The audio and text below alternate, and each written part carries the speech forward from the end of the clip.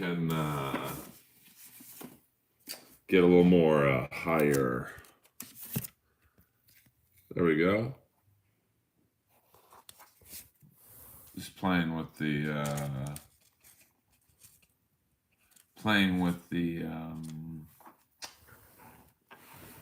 there we go. No, this is better. So this is the live NHL prediction stream, we'll call it. And some brackets have not been determined yet. We have 2 games tonight that actually will determine what. See how this looks. Yeah. Not the best angle here, but we'll go with it. We'll try it this way. The Earl sign will be up there in 2 weeks. So thank you guys for checking it out. We're already getting, yes, Lois is drinking. That was Lois drinking water. This ain't Joe Rogan here. I'm a one-man operation. So maybe, there we go. That's not the best, but let's see. We go that way, we go that way. That's Lois coughing. I'm the real deal here. So let's get into it. We got first round matchups. We'll go the Eastern Conference first because, frankly, no, since Lois does not have social media, she is, let me just share this real fast here. This is no joke. I don't even know how to do that. There we go. Let's go here. No, Lois does not have social media. But, who knows? Maybe one day she will. But, all right, let's get into the Eastern Conference because the brackets are already set in stone, like Oliver. And we're going to go with the Boston Bruins taking on the Florida Panthers, who won the second wild card. I believe if they would have won last night, they wouldn't have had to face Boston, and the Islanders would have. So, that's been the great thing about this season. A lot of meaningful games have been played right up until the end. By the way, breaking news, before we get started, the Pittsburgh Penguins have fired Brian Burke, Ron Hextall, and I think one other dude. That is going to be an interesting organization in terms of how they proceed, because they've got virtually no prospects, 2 aging stars, and Malkin and Crosby, and, 3, I guess, if you count Letang. So it's going to be real interesting to see what they do. And it sounds sacrilegious, but you could get a lot of prospects if you traded both those guys. I mean, you're going to have to suck for a few years. It's just the way it is. The Kings had to do it. The Kings tried to hold on to the Cup core a little longer than they probably should have, and it cost them. And it sucks because, it's loyalty. And, loyalty, unfortunately, has its limits in the world of pro sports. The Kings did something that probably is going to help them in the playoffs when they traded Jonathan Quick. And they didn't do it in the best way, to be honest with you. So, do I want them to cut the amount of? I mean, 16 out of 32. That is a lot of. Half the league makes the playoffs. So you got to really feel bad for the bad teams because that's a pretty favorable odds of making the playoffs. And what sucks is that with so many teams making the playoffs, you take a team like Boston. I mean, on paper, they are the best team in the league. I mean, they have, I think, the best regular season record of all time. They set all kinds of records in terms of, fastest to 60 wins, 50 wins. They made a great trade at the deadline, getting Orlov and Hathaway from Washington. But what sucks is, I could see them not winning. Like, the East is crazy. I mean, look at the teams in the East. You got Florida. Florida's not a horrible team. They had 92 points.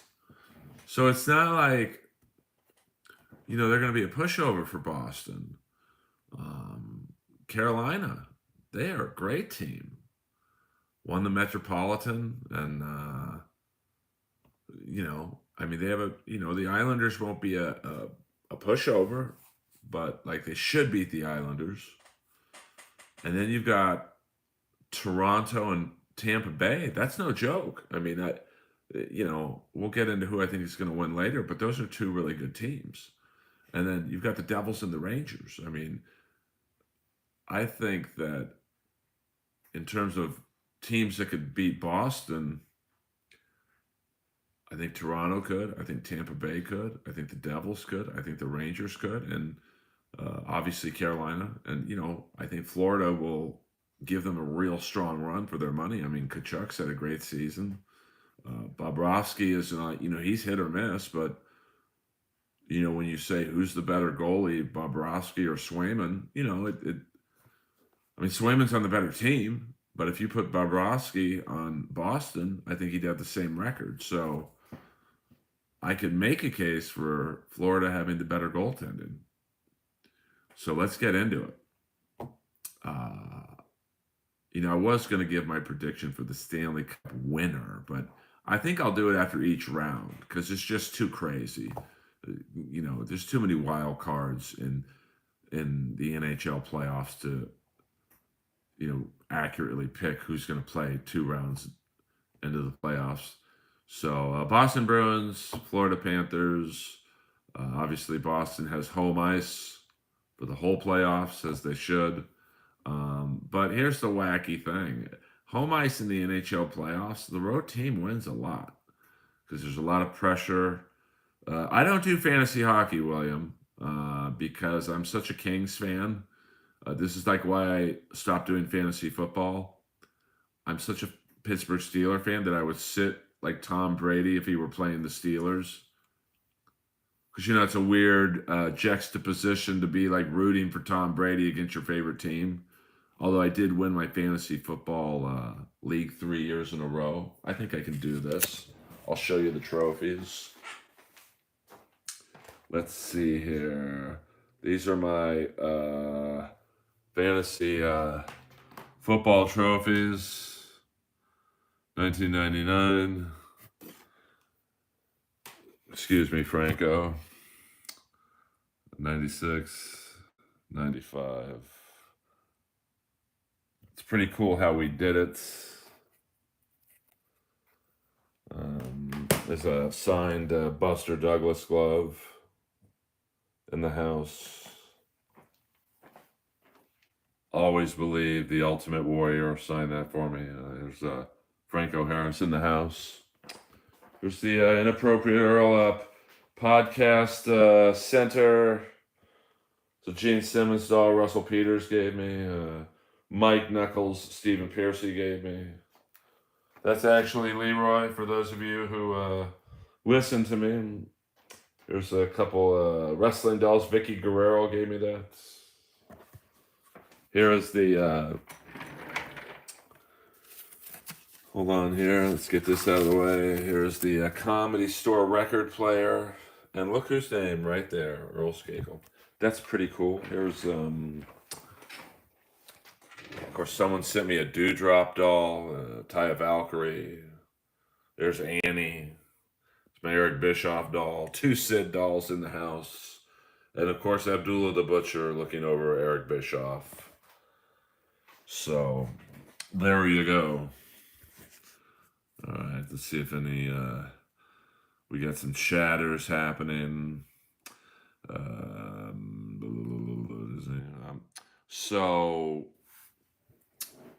And Lois is just sleeping in her bed right now. So Boston and Florida, I think, Boston probably wins in 5. Hello, Mr. Blonde. Thank you for tuning in. I do think, yes, he did give, I think, our podcasting friend Hannibal hepatitis because he bladed himself. No, he bladed Hannibal without asking, which, if you know anything about pro wrestling, it's the cardinal sin is you don't blade. Oh, here we go. This could be a good, sorry, I'm just playing around with angles and whatnot. I promise I'll have a more professional setup sooner than later.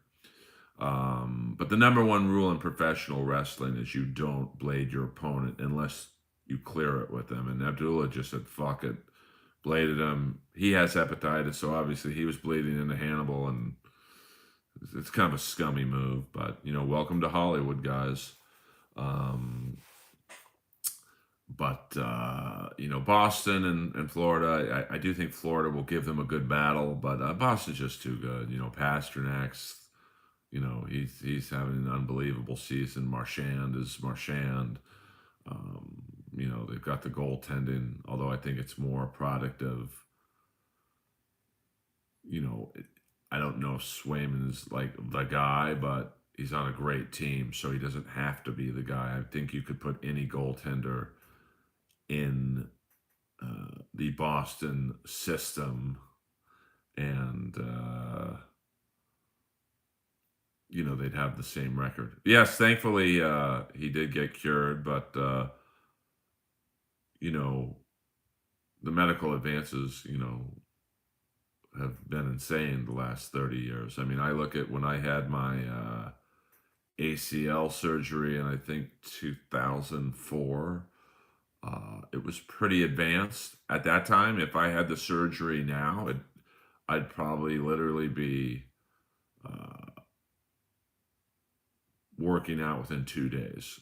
Whereas I think back in 2004, it was maybe like 2 to 3 weeks before I could work out and get rehab and all that stuff. So, and if you had ACL surgery in the 70s or certainly the 80s, you were fucked. Pardon my language, because they literally had to open up your knee. Like, now I think in my surgery in 2004, they literally put a pin prick, maybe a little bit bigger than a pin, a hole in my knee and stuck a machine in my leg and did the surgery there. I have a cadaver cartilage, so a dead person's ACL graft into my... I had no more ACL, to be honest with you. And it was a hockey injury. And I'm sure the gamblers in my... I know there's 5 people watching this right now. I'm sure just get to the fucking picks, bro. But, I answer what happens in chat. So, it was a knee-to-knee hit. And I was so strong back in the late 80s, early 90s that, when the knee-to-knee hit happened, I had so much muscle in my leg. At the gym I worked at, they call me Baby Platts. If you want to know what that means, just Google Tom Platz. He had like the world's biggest legs. And my mom had giant legs. She was only like 5'5", but her legs, they called her thunder thighs. So let me just turn up the volume here a little bit. And so it's genetics. And I heard a pop when it happened, but I played the game. I played the rest of the game, scored a goal. And, I drove home. It was a little sore, very stiff. Woke up the next morning, literally couldn't walk. Like I felt, and I can feel the feeling right now. Like, you ever see those candy bars, Abba Zaba? That's how my leg felt. It just felt like someone was stretching my leg like that. I'll get to that answer in a minute, Lenny. So I went to the LA Raiders doctor. I literally opened up a phone book and knee doctor and started with an M, Nader, something like that. I had no idea who he was. Go there and parked across the street. Could not get out of my car. I literally I couldn't even put money in the meter. I opened up my door. I fell into the street and was crawling in the street to get to the other side. And a Beverly Hills police car, he pulled up. I was like, "What the fuck are you doing?" I'm like, "I hurt my knee playing hockey and I can't walk." And he literally picked me up and dragged me into the office. Sounds like a wacky bullshit story, but that's exactly what happened. And I was like, "Dude, I couldn't even put money in the meter." And this is at the time when you couldn't put credit cards in. So I just gave him all this change. And if you're listening to this, officer, thank you. And then, the Raiders doctor said, he didn't even MRI it. He's like, you just pulled some ligaments. You have a bone chip. You'll be all right. Well, it turns out I tore my ACL. So this was in 91. From 91 to 2003, I had no idea I didn't have an ACL. I had no leg pain. I had no nothing. My legs were still gigantic. But in about 2003, I started getting these jabbing pains, like severe jabbing pains in my knee. It was like someone was stabbing both sides of my knee with knives like that. So I go to Beverly Hills Orthopedic, Dr. Barry Breaker, and he just looks at me. We take x-rays. He comes back in with like the most incredulous look on his face and goes, "You know you don't have an ACL, right?" I'm like, "What?" And I guess the jabbing pain was the side ligaments basically going bone on bone because they were supporting the leg for the last decade. And they were finally starting to wear down. So I got the surgery and, here I am. Barry Breaker was out of control. He had no bedside manner, but I got to be honest with you. Everything he said happened. He said, "You won't be able to walk for 2 months. You'll cry during your first rehab because you won't be able to do anything." And literally right around the 2-month mark, I could walk. Literally, I'm on what they did was for your first rehab, they have you sit on the edge of the hospital, not bed, but, examination table and try to do a leg extension. And my leg literally couldn't move an inch. And I started crying. And then slowly it got better. And, I'm in probably better shape now than I ever would have been without the injury. So let's go into the chat. I saw a few questions pop up. I wish I could just... I do play to win the game. How far will Jack Hughes take the Devils? We'll get to that in a second. So my first pick is Boston over Florida in 5. But I do believe that Florida, I don't think there'll be many blowouts. Because, I like Florida's defense. Ekblad's big, strong, tough dude. I love Radko Gudas. He'll be a thorn in Pasternak's side. He's a throwback player, so I do think that Florida will give them a run for their money. But Boston's good. I mean, they have the best record in the league for a reason. There's just no denying that. And then we get to the Carolina Hurricanes against the New York Islanders. And, the Islanders are like the little team that could. And certainly with the addition of Bo Horvat, he could change the series if he gets hot. The Islanders have a lot of good players. They're pretty good goaltending. Dobson on defense, he's like their Cale Makar. But Carolina's just too big, too strong, good goaltending. I'll say Carolina in 5 as well. That's not me being lazy. I do think the Islanders will steal a game, maybe even 2.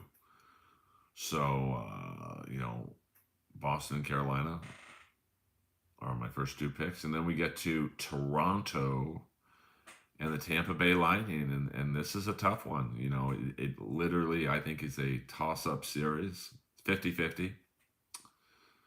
Obviously, Austin Matthews knows that for him to be considered an elite superstar by the Canadian media anyway, he's got to get past the first round. And it sucks because, hockey is not a solo sport. Even McDavid needs help. I mean, when McDavid scores as much as he does without Draisaitl, we'll get to that in a minute. The Oilers fans are going to hate me with my prediction, and Tampa, they're probably at the tail end of their glory days, but their core players are still good. Stamkos is still good. Hedman dominates still. Sergachev, still good. Point, still good. Killorn, still good. And they probably have the best goalie in the league. And so I think that's the key. I think I'm picking Tampa Bay in 6, possibly 7. I just think this series will come down to goaltending. And I love Jack Campbell. He's an ex-LA King, Dallas Stars. I just think Vasilevsky against Campbell, you got to give the edge to Tampa. So far we have Boston, Carolina, and Tampa Bay. Now here's the closest series by far. Is the New Jersey Devils with Jack Hughes going mad this season, a breakout season against the New York Rangers, who added Patrick Kane at the deadline, and they have a lot of firepower. I do think they have the better goaltending and so much. You look at like the Devils, you say, well, if we stop Jack Hughes, we have a very good chance of winning. But when you look at the Rangers and you go into that series, you have to stop Kreider, Zibanejad, Panarin, Tarasenko, Kane. That is an Adam Fox on defense, and the goaltending, I think they have an edge in. So I look at the Devils just not having enough in all areas, and I think the Rangers will win in 6. I think the key for the Rangers is the kid line, and that is Kakko, Lafreniere, and the other kid, because they are very important in the scheme of things. They're a good option for energy and well-timed goals. So if they can perform, Lenny expects a big series from Barry Beck. Well, as you know, that's an inside joke. Barry Beck is my favorite all-time Ranger. I think. Let me see if I could find. I don't do things well with one hand. By the way, my buddy Jordan the Lion got me this autographed Dave Parker. Here's a Steve Stevens ray gun that Lois broke yesterday. I do have a Barry Beck. Is this it? No. Hold on. My friend Jordan also got me this, the Akeem. You know, my brother. I should have been prepared. I was not expecting a Barry Beck zinger.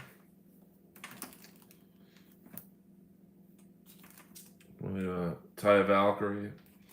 But I do have a signed Barry Bubba Beck 8x10. I know. I want to kill Lois to break my Steve Stevens ray gun. I actually bought another one last night off his website. And go to Steve Stevens. Go on his Twitter and click on the. If you like cool things, he's got a lot. He actually has some cool merch, and I get no cut. I'm just saying, like, he's got signed guitar pedals and signed ray guns, and someone's just yelling outside my unit. I live in the Wild West, so sorry about that. Let me just check the chat, see if we're all good there. Barry Beck, he was so much bigger than everyone. Well, I mean, they're not that much. And he signs them personally. It's not just Steve Stevens. He'll sign it to you. And I think that I bought a T-shirt last night. I mean, he's just one of my favorite guitar players. He never gets the credit because of how he looks. He kind of looks like a Jersey Shore housewife. And people are like, okay, but the guy can play. Like, that solo he did in Top Gun, the instrumental is, like, iconic. And a lot of people don't know this. I think he did the solo for Dirty Diana for Michael Jackson. So he's the real deal. But I do think the Rangers will defeat the Devils in 6. It's a rivalry series, so I think the one that's $350 is actually stage played in, so that's why it's a little more than I think the regular ray gun, which I want to say is like $50 or something. So here's my picks in the East for the first round, and we'll do this after every round. So it's Boston in 5, Carolina in 5, Tampa Bay in 6 or 7, and I think the Rangers in 6. Now we're going to do the Western Conference right now, but the Western Conference still has not been determined yet because Colorado has to win tonight. So we'll go with the guaranteed bracket choices right now, and then we'll play a little bit with the other series. We got the Vegas Golden Knights against the Winnipeg Jets, who got in the second wild card. This is, I think, going to be a little closer than people think. Winnipeg, great goaltender in Hellebuck. They're big, they're fast. They have, if this guy played in Detroit, New York, Toronto, Montreal, he'd be heralded as the next great defenseman in the league. But, Josh Morrissey playing in the Siberia land of Winnipeg in the NHL, for all intents and purposes, is kind of just on an island up there. Winnipeg's not bad. And, they've got some good young players. And Dubois he's a great player, man. And Eller's good. They've got some goal scorer, Wheeler, I think they like playing for Rick Boas. But Vegas is a tough one because they definitely have question marks in goaltending, I think. Got Quick as the backup. Broussard and is, he's pretty good, but I think they're going to really miss Stone. They've lost a lot of good players. Pacioretty obviously is in Carolina and he's hurt. So I think Vegas will win in 5. The Jets will be tough though. Every game will be good. I mean, and with Hellebuck in goal, maybe the Knights. I'm sorry, did I say the Jets will win in 5? The Knights will win in 5 or 6. But don't sleep on Winnipeg. They're not as bad, or not that people think they're bad, but they just slipped into the playoffs ahead of Calgary and Nashville, which was a real dogfight. Now we're going to hop to the Kings Edmonton series because we know that is a guarantee. Basically, depending on what happens tonight in the games, there's 2 games tonight. If Colorado wins, they get the Kraken, I think. If Dallas wins, there's all these wild card scenarios. Basically Colorado will face either Seattle or the Wild. But we'll get into that in a second. So we're going to go with the Kings in Edmonton. What up? What up? Where you been the last half hour, Munch? Get out of town. This is going to be a great series. There's lots of bad blood between these 2 teams stemming from last year. Of course, Brendan Lemieux is no longer with the Kings, which is too bad because he really relishes the role his dad did, being an all-time agitator, instigator. He's been replaced with, I believe, Zach McEwen, who probably won't play in the playoffs unless the games get really rough. Here are the Kings lines. We've got Kempe, Kopitar, and Byfield. Quentin Byfield, the 2nd pick overall, who has struggled to get his footing in the NHL, but he does show flashes of brilliance. And then, the Kings have some injuries. We've got Gabe Vilardi, who had a career-high 23 goals this year. He's been out with kind of a mysterious illness. Kevin Fiala had been out with, I believe, a lower body injury.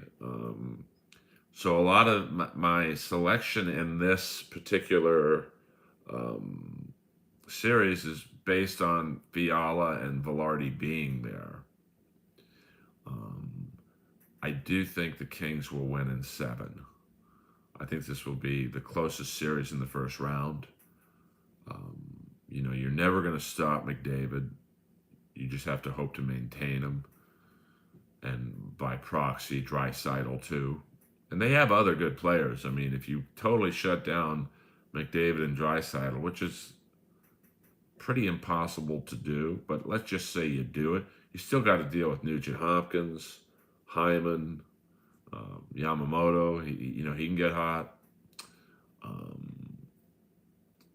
And I think the addition of Ekblad was huge. Because I think the Kings were in on the mix on him because Gavrikov was supposed to go to Boston. Before they did the Orlov trade, it was basically a done deal, and that fell through at the last second. So the Kings picked up Gavrikov and Korpisalo. So I think when you break down the Kings and so getting back to the Kings lines, and then you've got the second line, which is Arvidsson, Deneau, and Steve Moore. Third line, as of right now, is who is it?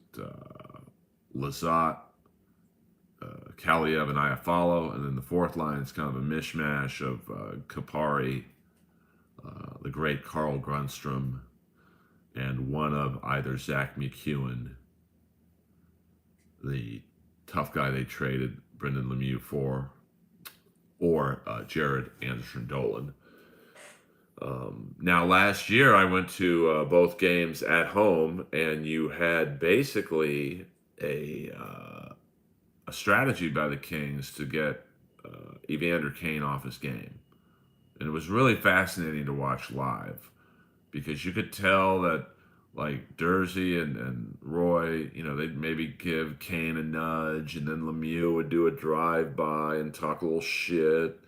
And then Grunstrom would kind of just stand there hoping Kane would bump into him, and then Lizotte would mouth off to him. And in the games they won, they definitely got Kane off his game, which I think is key. I think this series will be won on special teams. Both have top 5 power plays, I think. I mean, obviously, with the Oilers, you've got McDavid running wild. The Wings in 5. I don't know what year you're in, bro, but I appreciate it. So, it's because that's key. If you take dumb penalties, you will pay with the Oilers. They're just too good. But I do think breaking down and I'm a King fan, so you Oiler fans listening to this, this guy's just a homer. Not at all.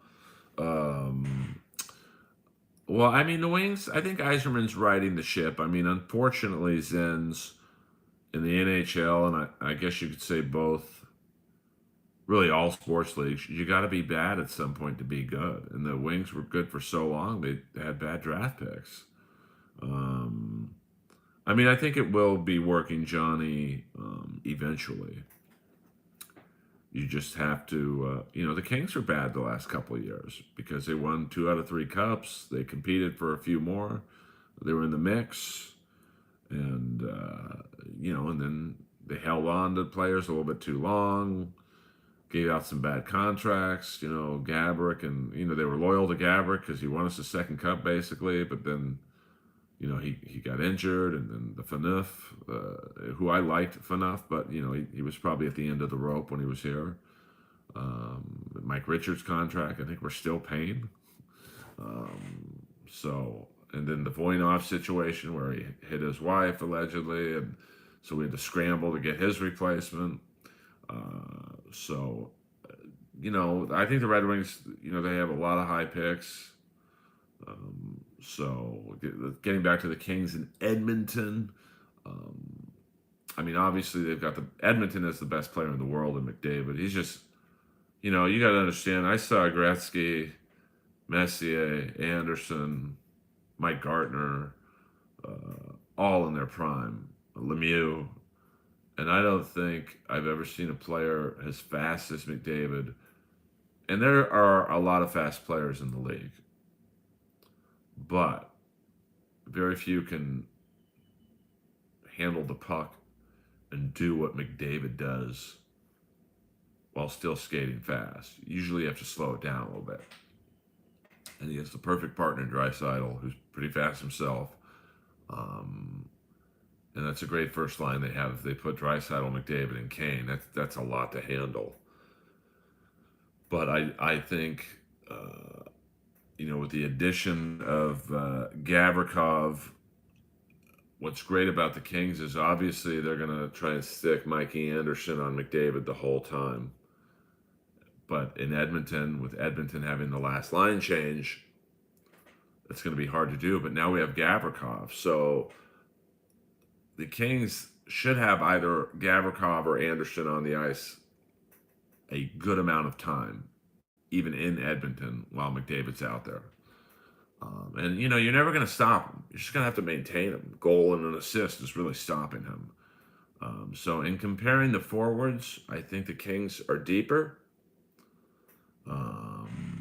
LP out. Thank you, Lenny, for all the good work and behind-the-scenes stuff you do. You know what I'm talking about. Have a good weekend, bro.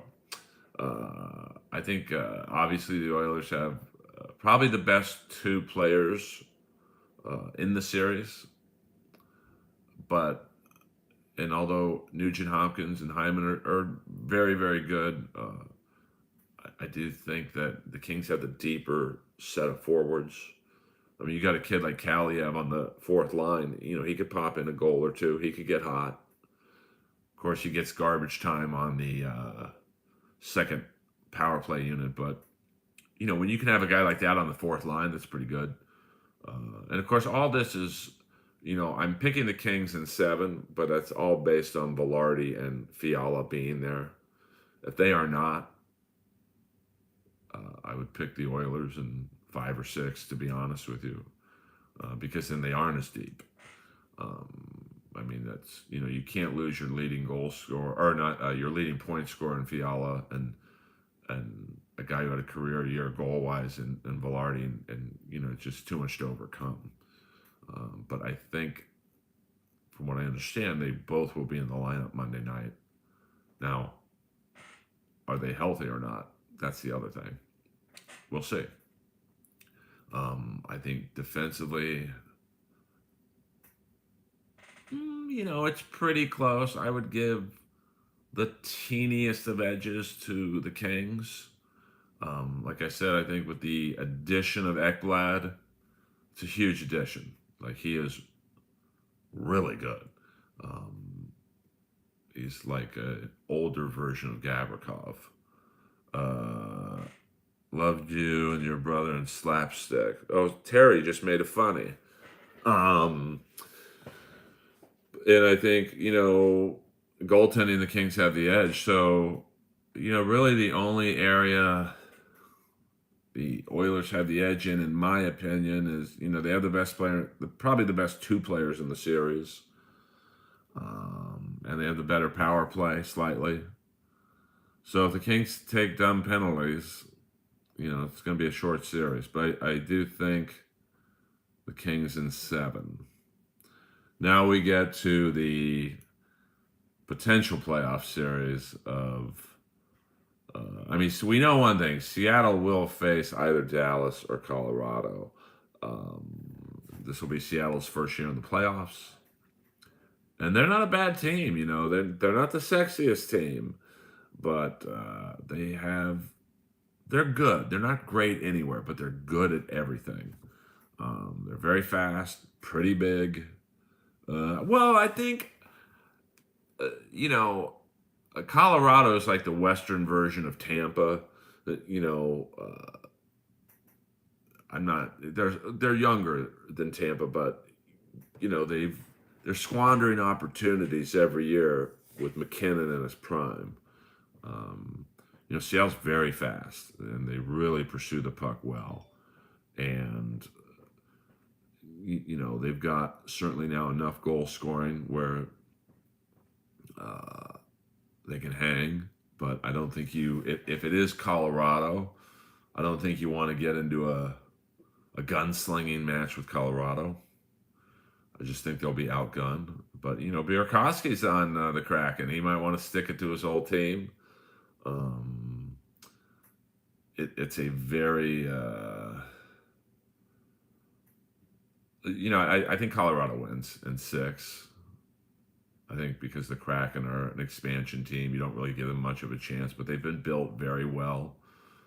And you got to understand, when they came into the league, I think they thought they're going to do what Vegas did and, kind of take on some bad contracts to get, better draft picks like, Vegas was willing to do. And I think teams wised up. It could be the Oilers and the Bruins in the finals. But, the NHL playoffs don't make sense, bro. I'm assuming you're a guy.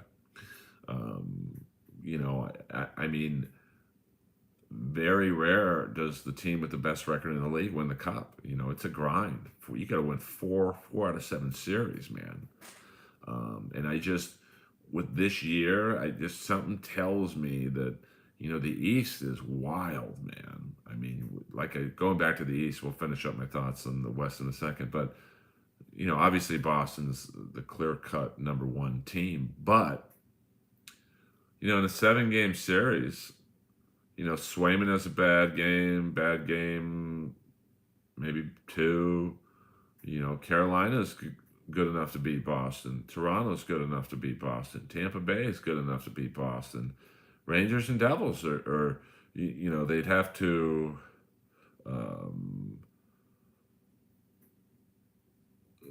be under optimal situations could beat Boston. So, I just named 5 teams that, with, depending on, what happens, will give Boston a run.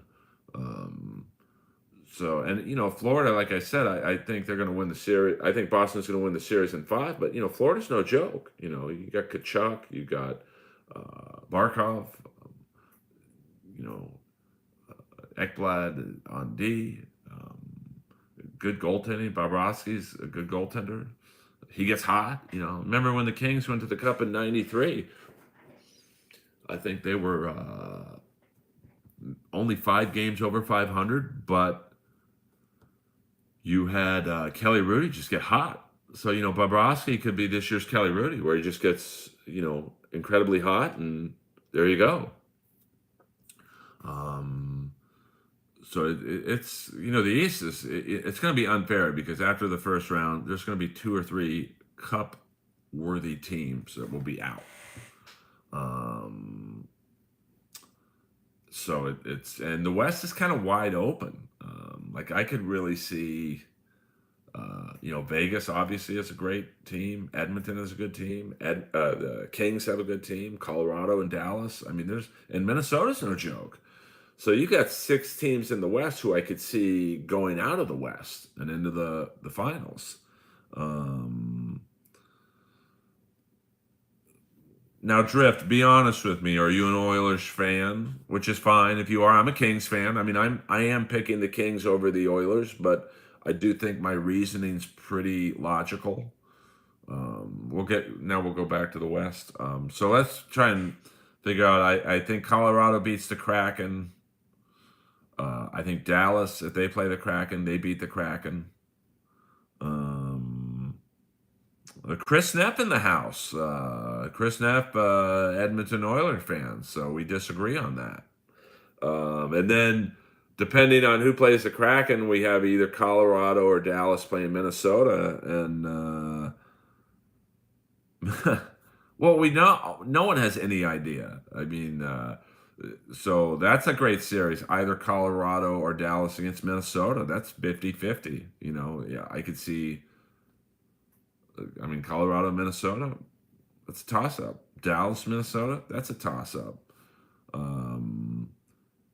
Cup in '93 is almost as good as the '73 Santa Anita handicap. Well, my my favorite Santa Anita handicap is anyone who knows me in this room, any of the 11, and I do appreciate you guys listening. I mean, East is going to be nuts.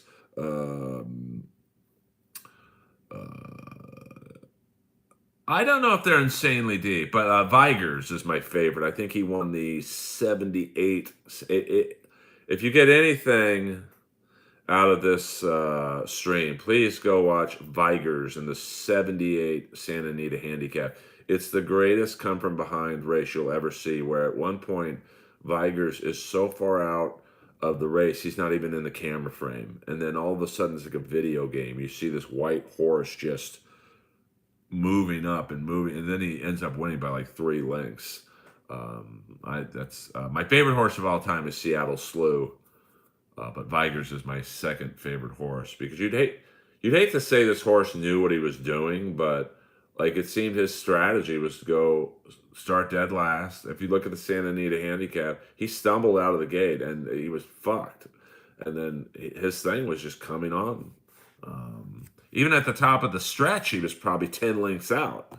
But getting back to my buddy Chris Neff, and check out his podcast that I was recently on where he delves into documentaries. And when I say he delves in, he delves in. I don't think McKinnon is better than McDavid.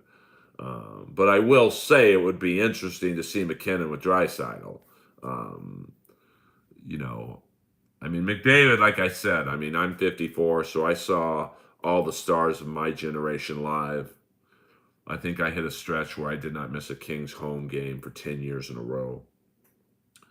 Because my dad's company had season seats and no one wanted the tickets until Gretzky came. So I saw Gretzky live, Messier, Lemieux, Yzerman, all the stars of that era. And McDavid, what he does not just at the speed of what he goes, but the moves. It's frightening. Um, but I do think the Kings are deeper. Like when you compare the Kings' third and fourth lines to the Oilers' third and fourth lines, I do think the advantage is there. I do think the Kings have the slightly better defense, and I think they have a decent advantage in goal. But if the Kings take bad penalties, they will get burned by the Oilers. I am picking the Kings in 7, as you guys know. Um, so Colorado and the Kraken, I'll go the Kraken will just not have enough. And I think Colorado will win in 5 or 6. Same thing if Dallas plays the Kraken. I do think they're just a little too strong. Kraken still have some areas that they have to get stronger in. But they do have a big defense, the Kraken, so they will make you pay. Olewski and the kid they picked up from the Sharks starts with an M, Menga or something. He's a big boy. And then, I'm going to. Yes, I do want to go. We'll talk about that off air, baby cakes. And then Minnesota came on real strong toward the end. So, I could see them beating either Dallas or Colorado. That's a 6-7 game series either way. So to recap my first round predictions, and we'll do this at the end of every round. Kings are good, but if the Oilers goaltending is... Well, I mean, Drift, we can... the playoffs are just so different. So, I mean, Skinner's a good goaltender, no doubt about it. But I think... and the Kings, I think right now the best 1-2 punch in the playoffs right now in goaltending. I know Copley, people kind of bag on the guy because he's 31 and he just kind of came out of nowhere, but the guy wins. He would, I think I think he had like 24 wins this year, and he just started in December, so. He missed 2 months of the season. So he was the winningest goalie in the league from December to now. And I think Korpisalo is, rejuvenated. And, I think the addition of Gavrikov is gigantic. Because now, like I said, the Kings can put Anderson against McDavid, but at home, Edmonton will have the last line switch. And then they can put out Gavrikov. So, and Roy's a pretty good defensive defenseman. Anything can happen. I'm not saying the Kings are going to dominate the Oilers. I'm just saying I think the Kings are deeper in every area. But, the wild card is obviously McDavid. He's the best player in the world. And Draisaitl's up there. So if they dominate, I mean... McDavid is capable of winning series on his own. But it's going to be a great playoff. So to sum up my first round selections, I think Boston beats the Panthers in 5. It'll be a good series. I think Carolina beats the Islanders in 5. Once again, it'll be a good series. The Islanders are like the bad news Bears. They shouldn't do well, but, Horvat, if he gets hot, look out. I think Tampa Bay beats Toronto in 7. And I was in a 38 special video, 1991. It was a ballad. And here's the funny thing. I was with a agency, my first agency. I got my first 2 commercial gigs, which is unheard of in this business. My first commercial was a Pepsi commercial where I literally went with my friend to the audition. And I'm just sitting there with him because he looked like Wayne Gretzky, so I knew he was going to get the gig. It was a hockey commercial. And the casting director just looks at me and goes, "You want to audition?" I'm like, "I'm not here to audition. I'm just here with him." He's like, "Yeah, but you got a good look." So I became the star of the commercial. Now, granted, I lied to them and say I played in the pros, but that's another story, another life. And then I was so good in the commercial, like I couldn't ice skate at all, but like they had to use me. Thank you, Zen's producer. That they put me in a United Airlines commercial with Mike Singletary. So I was 2 for 2. My first 2 auditions ever. I thought, oh, this business is great. Well, why is everyone saying how tough it is? This is pretty easy. And then I literally didn't get a call back for 20 years. So, that's the way the business is. And then we get to the Rangers and Devils. I think the Rangers in 6 or 7. I just think listen, Hughes is having a great season. The Devils are a good team. I just think the Rangers have, they went all in, at the deadline and even before the deadlines. They just have too much firepower, I think. So I do think they'll win in 7. It's a rivalry series, so, the Devils could win in 7, but I like the Rangers. They are too young, but they also have that boyish enthusiasm of like going up against Zibanejad, Kreider, Tarasenko, Kane, and going, who are these old guys, especially Kane?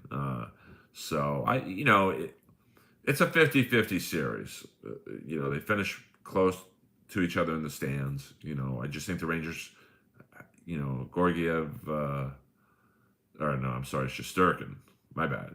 Gorgiev's in Colorado. Shesterkin is just, a little better than the Devils goalie.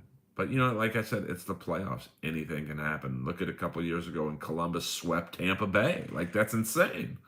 And then I think Vegas beats the Jets in 5. And then, who knows? Depending on, I think the Kraken lose in 5 no matter who they play against. But they'll be a very tough team. I don't think they'll get blown out. And then, Minnesota, depending on who they play, if it's Minnesota and Dallas, I'll pick Minnesota. If it's Minnesota and Colorado, I'll pick Colorado. And then, the most controversial pick, and I think people think I'm just saying this because I'm a King fan, but I think the Kings in 7.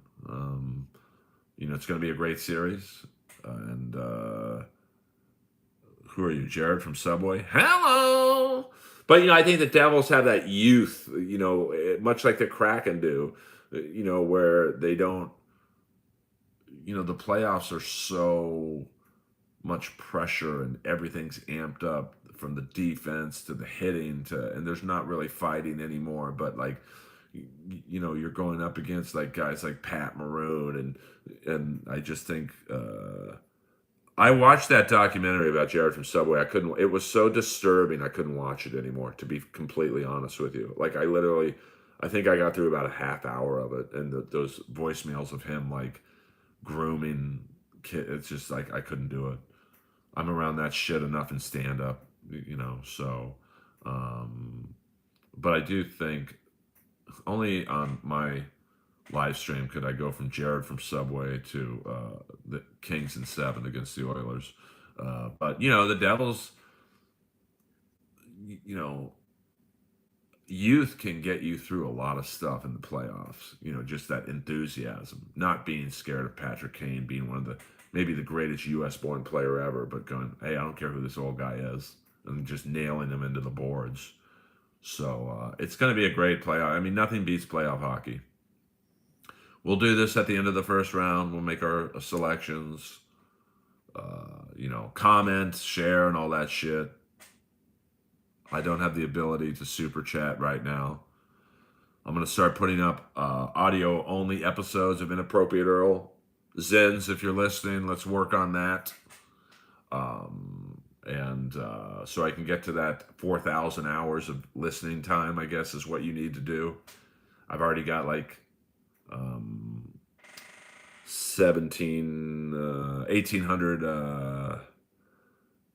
But dude, you say that's crazy. Minnesota and Colorado in the conference finals, it could happen. Like, I think the East and the West, it's so wide open, and the East especially. I mean, with the exception of Boston, I could see any team being in the conference finals, with the exception of probably the Islanders or Panthers. There's 5 teams: Carolina, Toronto, Tampa Bay, Jersey, or the Rangers, who I could see playing Boston in the finals. Thank you guys for listening. I think this cuts off at an hour. So at Earl Skakel everywhere, EARLSKAKEL on TikTok and all that stuff. And I am on Patreon. I think I do provide a lot of content there. Just look under Earl Skakel. We're going to see if this cuts off in an hour. Oh, it does not. So I thought for some reason the live cut off at 60 minutes. I don't know what I'm doing on this thing, to be honest with you. Thank you, JC, Mr. Blonde, Zin's producer, Lenny, Chris Neff. I'm just trying to up the YouTube content. The imposter, I'll be... Yes. You know me, Neff. I don't know what I'm doing. I'm just trying to make it. I'm a comedy soldier. I'm trying to navigate the murky waters of social media, Twitter, Instagram, Facebook, TikTok. You have to... Yes, I live in Los Angeles, Drift. West Hollywood, to be specific. I'm trying to upgrade my Wi-Fi today so I can do this a little better. And yes, MLC is on. Oh, MLC is on it too. That's good. I was going to get off so I don't hijack any of their listeners. Not that I would be doing that. They have I think between 900 and 1,200 listeners for each stream. I think I tapped out today at 12. So I hardly think I'm a threat to really anyone's stream. But it's respect. I love Kevin Brennan. And I'm friends with Chad. I think I'm the only guy Chad hasn't gone after. So, maybe I'll do a stream and give my thoughts on the podcast wars. It's a new era of, the podcast wars. I'm like Bob Levy and Jim Florentine. If I don't have a problem with someone, I don't really get into it with them. So, that's just who I am. Now, if I do have a problem with you, and you guys know in the past who I've had problems with, I go all in. And I don't regret. I don't really talk shit. I talk facts. So I don't talk about someone not being funny. I don't talk about, someone's physical appearance. I say, this is what they did to me. This is why I'm upset. And I ask the people listening, if this were done to you, how would you like it? Because I think that's my best personality trait is I put myself in the other person's shoes and try and look at it through their eyes. And I think that's all I'm asking for. And people who I've beefed with in the past, and there have been very few. I mean, I have been doing comedy now, I think, 23 years, and literally have maybe 3 enemies. And I'm very comfortable with the 3 people who I consider an enemy. Boston is, they've got a great team, bro. I mean, where are you from, may I ask? You seem pro-Edmonton, so I'll assume Edmonton, which is fine. I mean, Pasternak's, he's just an amazing player, and, Marchand, and they have a great defense. I think the goaltending is not an area of weakness, but, you could put any competent goalie behind that team and they would have the same record Swayman has. And that's not a knock on him. It's just, the reality of, it's like with Tampa Bay. I mean, if you put Vasilevsky, who I still think is the best goalie in the league, but if you put him in Arizona, would he have 35 wins? Probably not. He's still the same goalie. By the way, Arizona should not be in the league. Well, that's all right, Decline. Hockey's, you got to see it live. It's really, I think, a sport that is best. It's like Kiss. You could put on a Kiss record and go, all right, they're okay, I guess. but you see Kiss play live, and you're like, this is the greatest band I've ever seen in my life. It's the same songs, but it's got all the bells and whistles live, and that's hockey. So I love you all. Follow me everywhere. Okay, that's cool. I did comedy in Edmonton once, very cold. But thank you for listening. Good luck to the Oilers. I'm a King fan, but I just hope it's a good series, and I think it will be. You have the Arkansas. Love your back, Earl. How about my front? Hello. I think you guys had the Arkansas Riverblades or something like that. Earl, you can't leave. We have another 50 minutes to kill. Oh, are you guys waiting for MLC to come on? Well, I've kind of shot my load in terms of the hockey talk. If you have any questions, I guess, fire them away, or else I got to go. They were a lower level team. I think they played in a league decline called the Central Hockey League. So you had teams from like Alabama, the Huntsville Havoc, the Shreveport Mudbugs. I mean, it was low level hockey for sure, but I don't think very many people played in the CHL and went Obama or Biden. Well, I don't think Obama's running. Oh, yeah, I know. Well, I think, we definitely have some hours to catch up on. And to be honest with you, even when I get to the super chat level, I'm not going to gouge my fans. Hey, if you want to donate, great. I'm still going to read every question. But, I have done comedy and for 23 years and provided a lot of content for free, basically. So give what you want or give nothing. That's the only thing I don't like about most podcasts these days is they just have turned into like a Jerry Lewis telethon. Give me money, give me money, give me money.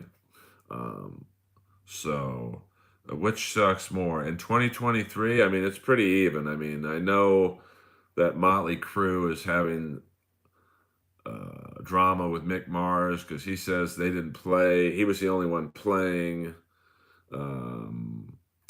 And then Nikki Sixx says Mick Mars was basically had Alzheimer's on guitar. He was forgetting songs and chords and notes. I'll just say this. I saw Motley Crue in, 2015.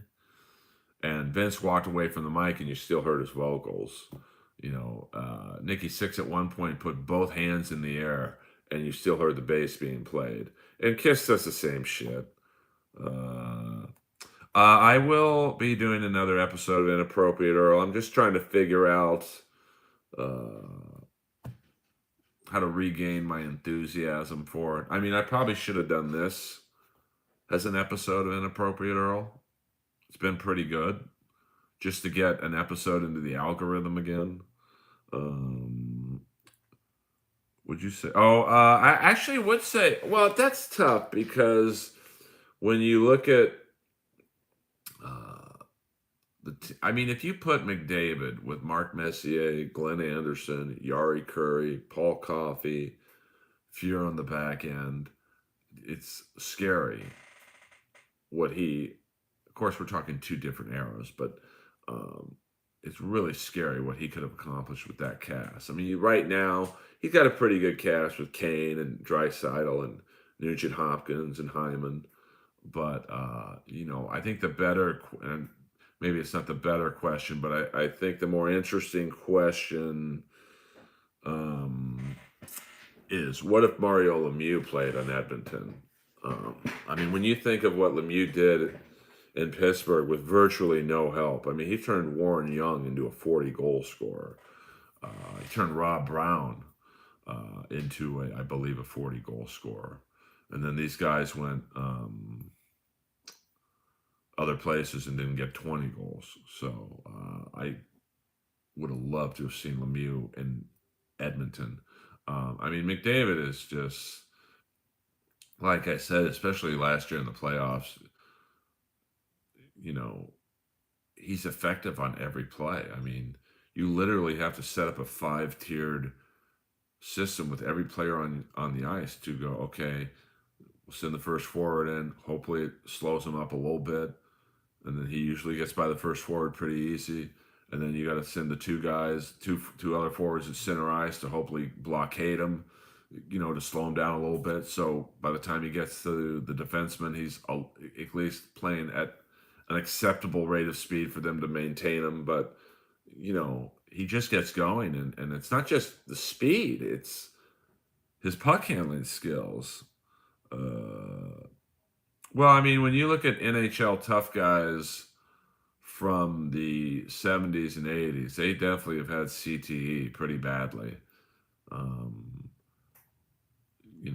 mean, I was in a chat room once with Chris Nyland, and I asked him about Barry Beck. I said, hey, how strong was Barry Beck? And he said Barry Beck was one of the weaker players he played against physically.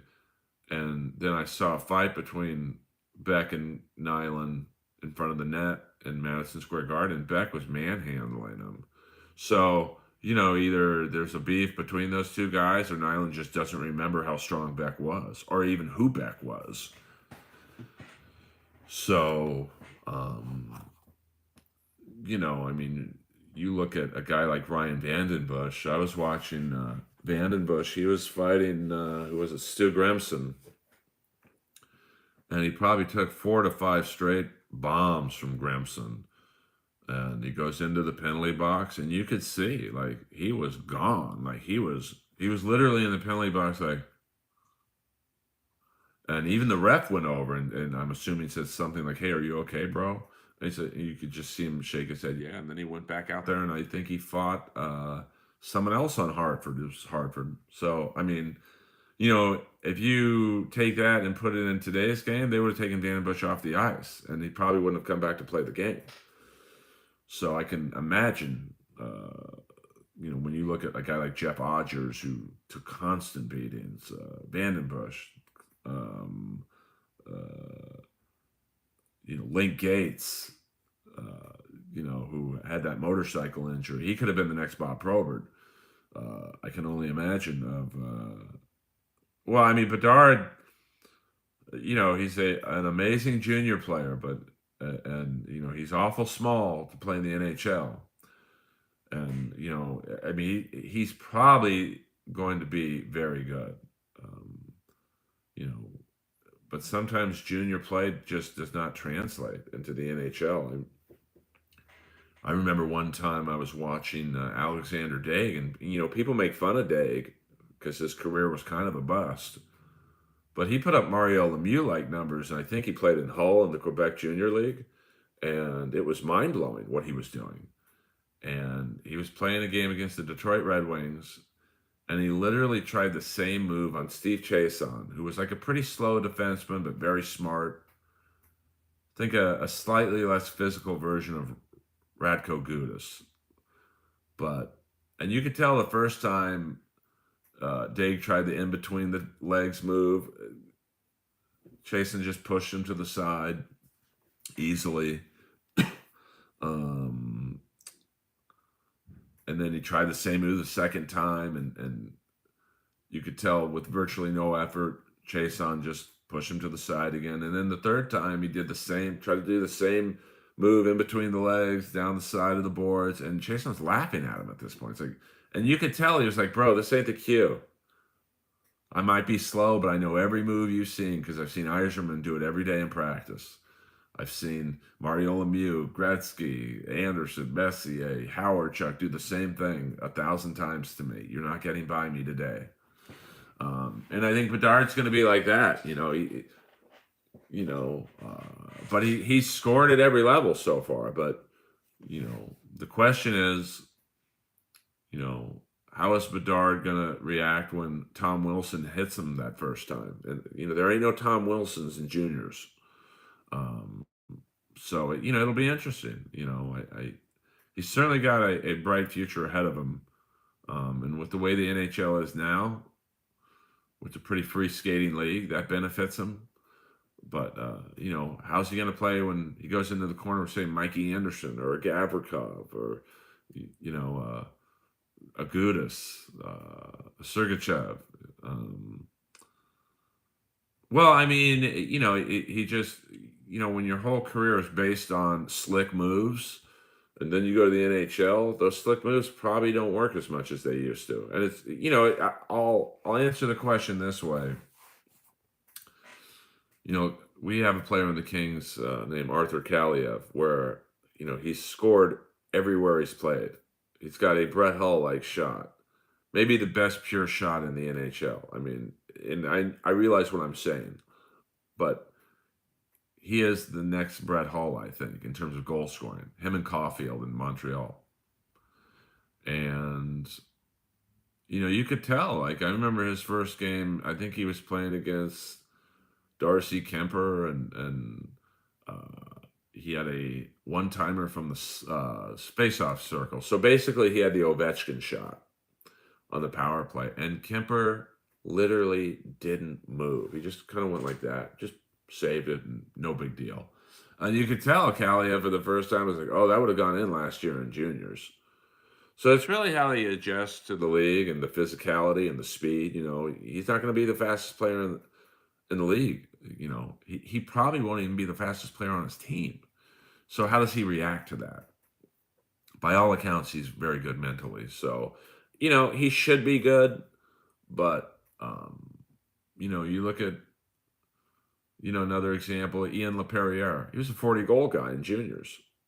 I don't think he scored over 15 in the NHL. Look at one of my favorite players, Comedy Store friend, Boko Imama. He had 41 goals this last year in junior. He can't crack the NHL. 41 goals. I mean, they all didn't just go off his head. He got skills. But, the NHL is just next level. It's like going from an open mic to the Comedy Store. And Zen's, in terms of Eric Lindros, I don't think he was overrated. He was definitely the real deal.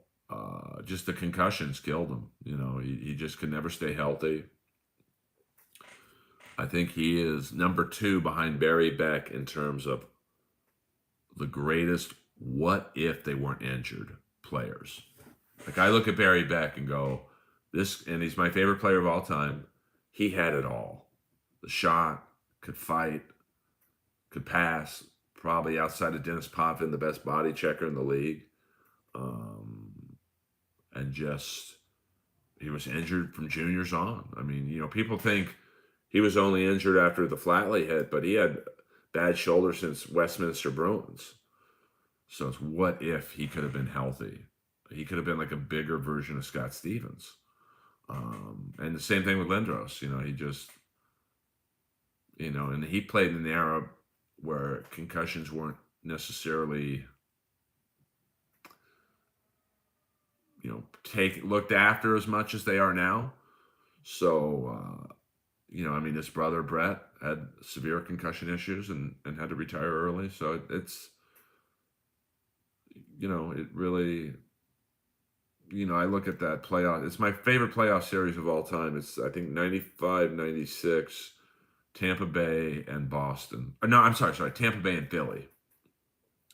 And the whole series, you could tell Tampa had a I talked earlier that the Kings last year had a kind of a 3-pronged attack to get Kane off his game. The whole series, and I think if you look on YouTube, there's about a 9-minute clip called Tampa Philly Rough Stuff. And it's Michel Petit, Igor Ulanov, and Rudy Poshek. And their sole goal was to unnerve Lindros at every turn. And it was amazing to watch. I mean, it was jungle hockey.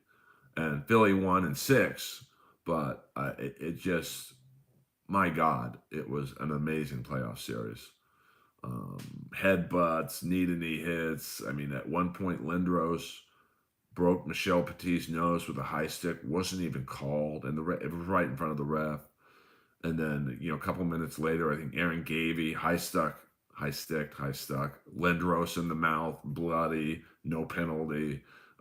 Another play, Michel Petit checks John LeClaire, a stick comes right across his face, no penalty. I mean, it was wild. Yeah, I mean, Lindros was definitely an enigma, an amazing player. You'd think, well, I mean, I think they do. Peter Forsberg was a great player. And he had injuries, I think shoulder and knee injuries. Like, he's another guy. He's probably in the top 5 of how good could he have been if he were healthy. So, it's tough. I think I'm just trying to read what Forsberg is a savvy. Oh yeah, I mean, business wise, Forsberg is amazing. Um, well, I think Drift NHL players, in terms of how they look at rookies, uh, it's the opposite of what you said. I think the rookies have to respect the NHL. You could tell in that one instance I gave with Chason against Daig. Daig didn't respect Chason. Well, I guarantee you after that game he did. And, especially with smaller players. And Bedard's pretty tiny. I did see the Russian 5 movie. It was very good.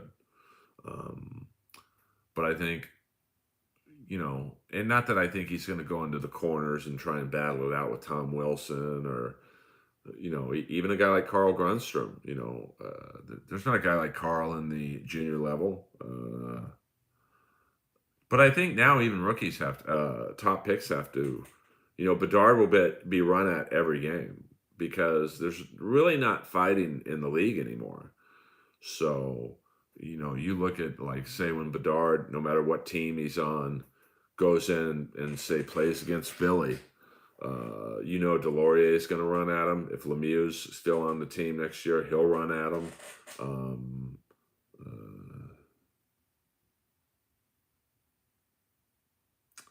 Well, I mean, I think the potential for that drift is higher now because there doesn't seem to be, back in the 80s, kind of into the 90s, maybe even a little in the early 2000s. If you ran Bedard, let's say Bedard played on the Rangers in the early 80s, just to give you an example. You invented a time machine and put Bedard on the 1980 New York Rangers team. And if you ran Bedard, say you're the Flyers, you're Ben Wilson, or, you're John Wensick in Boston runs Bedard, you're going to have Barry Beck after you the whole game. You're going to have Eddie Johnstone after you the whole game. You're going to have Ed Hospodar after you the whole game. You're going to have Carol Vadnais after you the whole game. Ron Greshner, Chris Katsopoulos, the Maloney brothers, Rick Chartraw, I think, joined the Rangers later in the early, like 82. But, like, you literally have the whole team after you. And certainly if Nick Fotiu, so nowadays, if you ran Bedard, it's just, I watched the game last night between the Kings and the Ducks where, was it the 49? I think Jones on the Ducks, like, cross-checked Drew Doughty, and Kaliev was, like, right next to Jones, didn't do anything, just went to the bench. And then Kaliev got cheap-shotted by Carrick of the Ducks. And although there was a scrum, you could tell Carrick had no fear of anyone on the Kings going after him. And when you cross-check, going to the earlier situation, Drew Doughty, that's showing no fear. And then Zegras slashed Deneau in the hands, and Deneau went right after him. Well, it's disappointing. Like, I was disappointed that Kaliev didn't go after Zegras, Joel. I agree with you. And for as many headaches as Brendan Lemieux caused, I do think they will miss him because McEwen seems to be like a nicer version of Brendan Lemieux. But I tweeted last night when I was watching the game in the first period after the Doughty cross-check that Brendan Lemieux would have had 2 fighting majors, and 3 boarding penalties at this point. So that does concern me in the playoffs if the game gets rough. Although Grunstrom's a tough player and Roy's a tough player, I don't know if McEwen will be in the lineup. I think they'll go with Anderson Dolan over McEwen most times. That the potential for roughing up the Kings is there. I mean, he's definitely in the discussion, bro. Like, there's no doubt about it. I mean, I will say, and of course, this is just, it's almost unarguable because it's a situation you can't really ever really comprehend is although it was higher scoring in the 80s, it was also a lot rougher. I mean, if you watch, since I'm probably the oldest guy in this stream, go look up Barry Beck highlights and watch it's about a 9-minute highlight reel of Barry Beck's greatest hits. Every hit would be a penalty in today's game. Not one hit in the highlight reel was a penalty back then. So I do think McDavid would not have been as effective, even though it was a higher scoring era. It was also a lot rougher, and he would have had to tolerate a lot more. He's definitely right now a top 10 player of all time, probably top 5. I mean, right now, the rules are, even though it's not as high scoring as it was in the 80s, I think the rules are much more beneficial. They called an interference play on Jersey last night that was, in the old days, you had to chop a guy's head off to get a penalty. So it's kind of a oxymoron, that the 80s were higher scoring, but it was a harder era to play in because you'd get slashed, grabbed, held. I mean, look at any game from the 80s, the action in front of the net. It was craziness. It was complete thuggery. So I think, but McDavid is like, I mean, you're right. I mean, to score 150 points in this era, it's impressive. And, if he has a few more seasons like that, he's definitely in the consideration of greatest player of all time. I mean, I do think some of Gretzky's records simply will never be broken. I mean, what is it if you take away all of Gretzky's goals? He'd still be the leading scorer in the league. Like, that's insane. So I think his all-time points record will stay. I think Ovechkin will eventually get the goals. And that's crazy. You got to figure the league is not happy that Crosby, Malkin, and Ovechkin are not in the playoffs. So it's a great era. I love NHL playoffs. I even watched a series where I'm not really, I have no skin in the game with Carolina and the Islanders. I don't really care who wins, but that's going to be a good, physical, rough series. You look at that Islanders fourth line of Clutterbuck, Zekas, and Martin. They're going to run Burns hard. So I'm going to log off now, guys. We've done 88 minutes and 30 seconds. Please share and retweet this or whatever you do. It's free. It helps me get those hours, those 4,000 hours. So then I could super chat and actually make money for once. Yes, till next time, and probably thank you guys. Zen's producer, thank you for everything. Drift, nice to talk hockey with you. And we'll do this after Mr. Blonde, thank you. We'll do this after every round and see how accurate I am. So once again, for those of you, I try, JVC, I try. Let's go through my picks one more time. Boston in 5 over Florida, Carolina in 5 over the Islanders, Tampa in 7 over the Leafs, the Rangers in 7 over the Devils, Vegas in 5 over the Jets, Kings in 7 over the Oilers. Oh, thank you, dude. Please sub, follow. It helps. Every little bit helps, to be honest with you. If Minnesota plays Dallas, I like Minnesota. If they play Colorado, I like Colorado. And I think whoever plays the Kraken will win in 5. But Kraken will be tough. So thank you guys for listening, all the support. Follow me everywhere at Earl Skakel. If you're, yes, please replay it. If you're ever in LA, DM me on Instagram at Earl Skakel, and I'll get you into the Comedy Store. And I'm going to do like 2 or 3 live streams a week now on various things. And I love you all. I don't do this for the money. I actually like making people laugh. And in this world, you got to laugh. That is all. Inappropriate Earl, over and out.